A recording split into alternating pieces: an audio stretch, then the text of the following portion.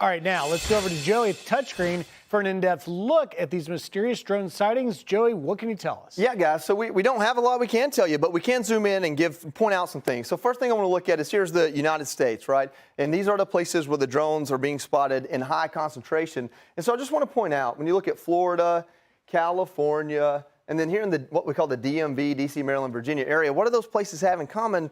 There are a lot of military bases in those places. That's where the majority of our military bases are. And then you come up here to this northeast area, and what does that have in common? High concentration of people and things that emit frequencies. And so that's one of the first things we look at here is they're being spotted in places that could be sensitive.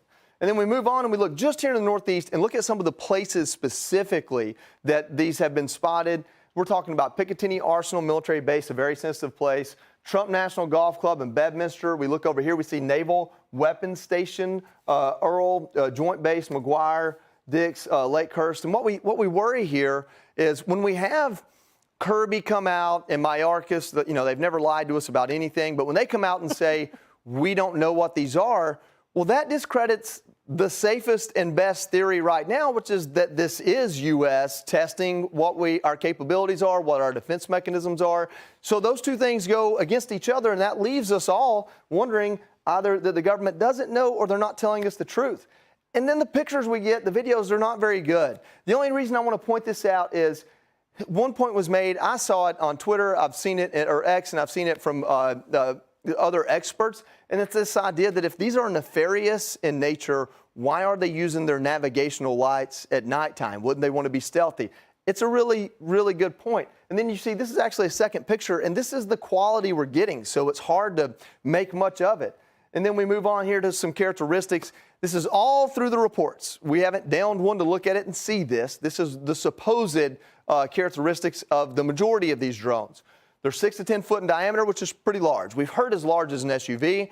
And then many of these quadcopter drones are pretty small. They're flying above the FAA's 400-foot height regulation, but they're flying low and slow, so radars don't pick them up. And they're so small, even at 6 foot in diameter, if a radar did pick it up, it would register more like a bird, and it wouldn't alarm anything. One report says they don't give off heat, which not sure what you can draw from that other than what type of power source does it have and what type of payload. Is it a camera, a weapon, delivering a package? What's in it? And then lastly, we have these colorful blinking lights, which again makes us question, well, if it's nefarious, if it's spying, why would it give itself away? I'm going to give you my opinion, my synopsis, is that it's a little bit of all the above.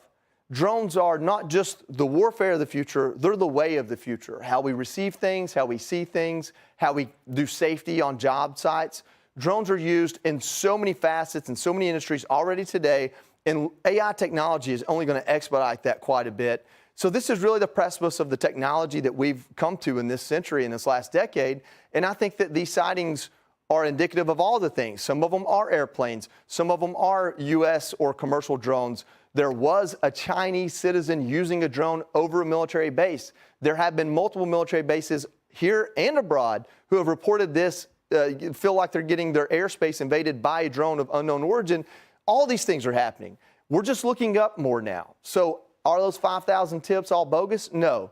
Were they able to trace some of them to an origin that isn't scary or need explanation? Maybe. I don't trust the FBI that much either. Well, if they don't know, that's terrifying. And if they do know and they're not telling us, they better get us some answers. Great deep dive there, Joey.